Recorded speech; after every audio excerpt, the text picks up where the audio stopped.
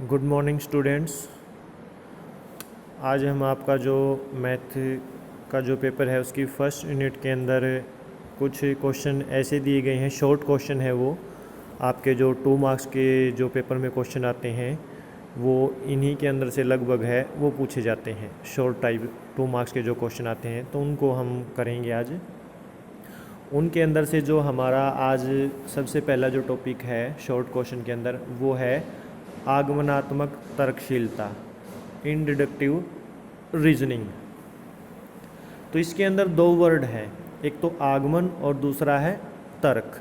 तो सबसे पहले हम तर्क के बारे में बात कर लेते हैं। भाई तर्क क्या होता है या तर्कशीलता क्या होती है।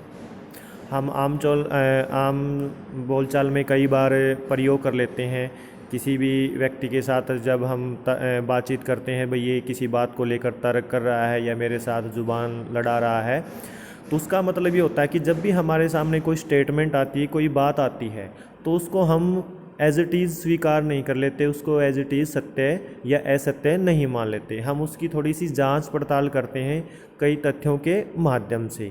वो जो तथ्य होते हैं उन्हीं तथ्यों को तर्क बोला जाता है। मतलब तर्क एक वाक्य या एक वाक्यों की एक श्रृंखला होती है जिसके द्वारा किसी भी आधार वाक्य की सत्यता या असत्यता की जांच पड़ताल की जाती है। जैसे कि एग्जाम्पल ले लेते हैं हम, जैसे कि मौसम जो वैज्ञानिक होते हैं वो बारिश आने से पहले ही ये अनाउंस कर देते हैं कि फलां दिन या उस डेट में बारिश होगी और इतनी बारिश होगी। तो उनको तो कोई रात को तो सपना नहीं आता कि हम सुबह उठ के अनाउंस कर देंगे कि उस डेट को इतनी बारिश होगी। तो वो अपनी बात को प्रूव करने के लिए या अपनी बात को सही साबित करने के लिए या बारिश की जो संभावना है उसको बताने के लिए कुछ तर्कों का सहारा लेते हैं। जैसे उनके पास वायु का दाब क्या है या एनवायरनमेंट के अंदर कितनी नमी है या कंप्यूटर के अंदर बहुत से उनके प्रोग्राम होते हैं, उन चीज़ों को अपनी बात का वो आधार बनाते हैं। मतलब वो उनके लिए तर्क का काम करते हैं और उन तर्कों के आधार पर फिर वो आने वाले कुछ समय के लिए बारिश की जो संभावना है या मौसम का जो परिवर्तन की जो संभावना है उसकी अनाउंसमेंट है वो कर लेते हैं। तो जो तर्क होते हैं वो किसी भी स्टेटमेंट या किसी भी जो कथन है या जो आधार वाक्य है उसकी सत्यता या असत्यता की जांच पड़ताल करने के लिए एक वाक्यों की एक या एक से ज़्यादा वाक्यों की एक श्रृंखला कहलाती है वो। उसके बाद इसके अंदर दूसरा जो वर्ड है वो आगमन।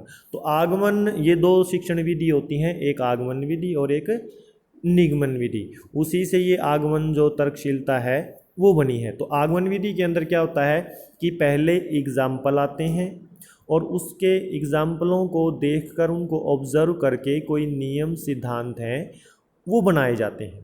तो उस आधार पर आगमनात्मक तर्कशीलता या आगमन तर्क है वो क्या हो गया, कई पैटर्न को अवलोकित करके या कई पैटर्न को ऑब्जर्व करके जब किसी निष्कर्ष तक पहुंचा जाता है वो आगमनात्मक तर्कशीलता है वो कहलाती है।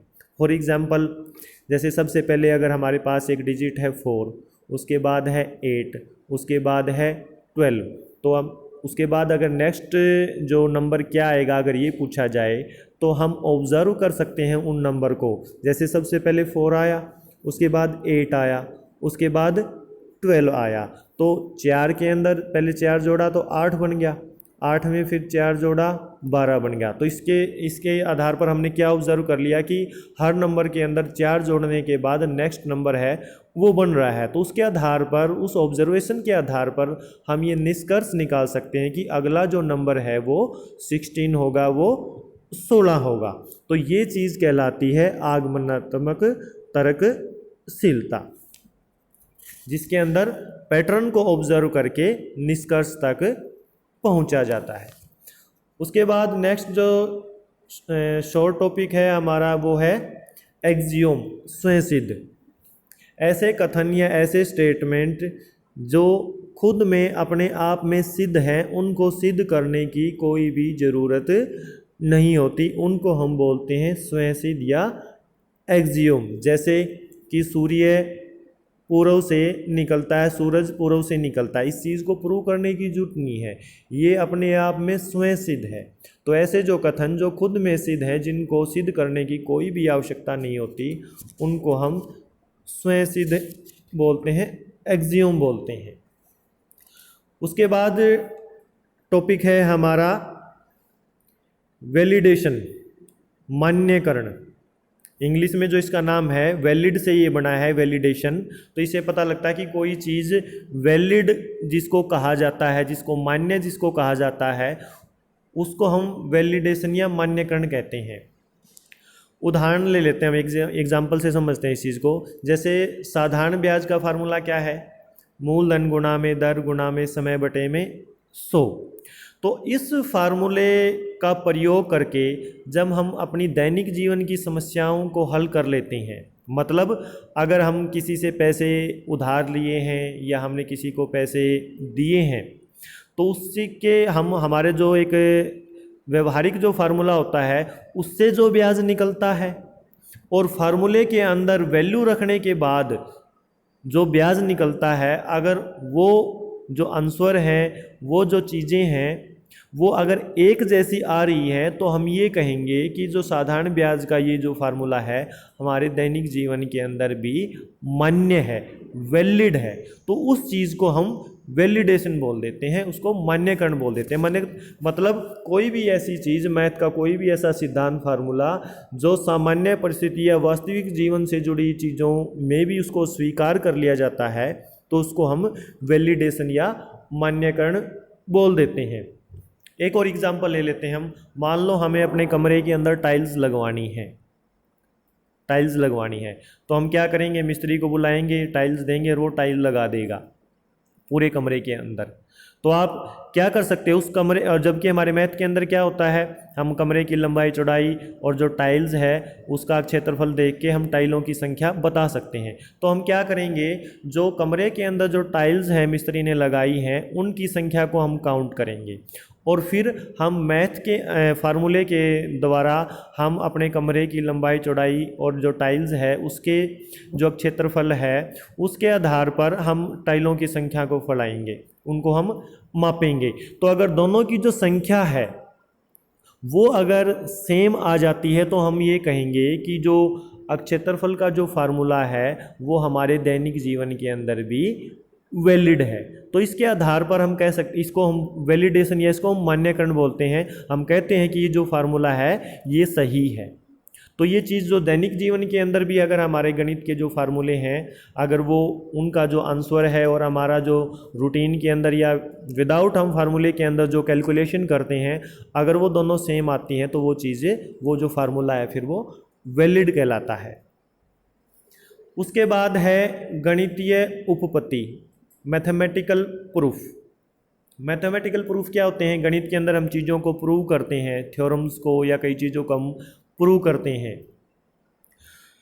इसके अंदर स्टेटमेंट क्या होती है, वैलिडेशन प्रूफ की क्या होगी कि वह क्रम जो केवल तर्क संगत तर्कों के आधार पर गणितीय कथन की सत्यता स्थापित कर सकता है, उसको हम गणितीय उपपत्ति या मैथमेटिकल प्रूफ कहते हैं। अब इसके अंदर एक वर्ड आया है तर्क संगत तर्क, मतलब तर्क दो प्रकार के होते हैं, एक वैलिड एक इनवैलिड। मतलब कोई जरूरी नहीं कि जो तर्क दिया जाए वो वैलिड ही हो, तर्क इनवैलिड भी हो सकता है। तो यहाँ पर ये कहा है कि तर्क संगत तर्कों के आधार पर जब गणित के किसी भी स्टेटमेंट को की सत्यता, उसकी वैलिडेशन की जो स्थापना है उसको जब हम जांचते हैं, उसके लिए तर्क संगत तर्क होने चाहिए। उसके आधार पर उसकी सत्यता को जब स्थापित कर लिया जाता है तो उसको मैथमेटिकल प्रूफ कहते हैं। अब जैसे आप सभी को पता है 1 = 2 कभी भी नहीं होता, 1 और 2 बराबर है वो नहीं होता। लेकिन मैथ के अंदर विशेष तर्कों का प्रयोग करके 1 को 2 के बराबर भी सिद्ध किया जा सकता है। विशेष तर्कों का, वैलिड तर्कों का नहीं, या आप कह सकते हो कि इनवैलिड तर्कों का प्रयोग करके 1 को 2 के बराबर भी प्रूव है वो किया जा सकता है। लेकिन उसके लिए जो तर्क दिए गए हैं वो तर्क हैं वो इनवैलिड होंगे। जबकि मैथमेटिकल प्रूफ के अंदर स्टेटमेंट के अंदर क्या है कि तर्क संगत तर्कों के आधार पर जब किसी गणित के कथन की सत्यता की को स्थापित किया जाता है उसको मैथमेटिकल प्रूफ कहा जाता है। तो उसके अंदर जो तर्क होंगे वो वैलिड होने चाहिए। उसके बाद नेक्स्ट जो शॉर्ट टॉपिक है वो है काउंटर एग्जाम्पल, इसको बोलते हैं विपरीत उदाहरण। किसी भी गणितीय कथन को या कोई भी स्टेटमेंट है गणित की, उसको असत्य मतलब रोंग स्थापित करने के लिए जो प्रत्युत्तर उदाहरण प्रस्तुत किया जाता है उसको हम बोलते हैं काउंटर एग्जाम्पल। मतलब मैथ की कोई भी स्टेटमेंट है, कोई भी फार्मूला है, कोई भी नियम है, उसको अगर आपने रॉन्ग प्रूव करना है तो उसको रॉन्ग प्रूव करने के लिए उसके काउंटर या उसके विपरीत में जो उदाहरण दिया जाता है उसको बोलते हैं काउंटर एग्जाम्पल।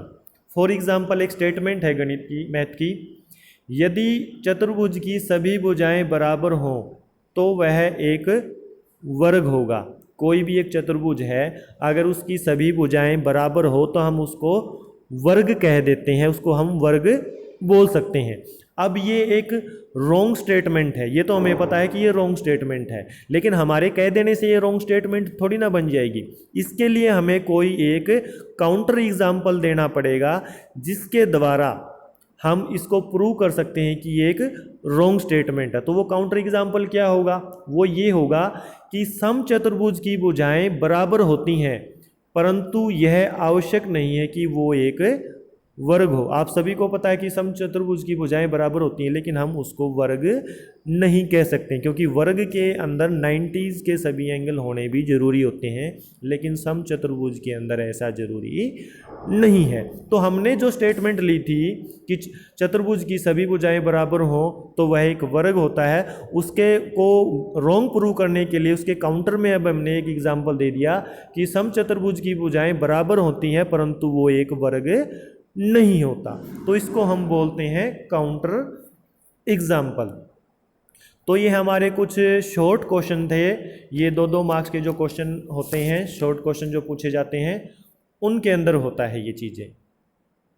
तो नेक्स्ट जो हमारा जो टॉपिक होगा हम आगे करेंगे नेक्स्ट क्लास के अंदर। Thank you.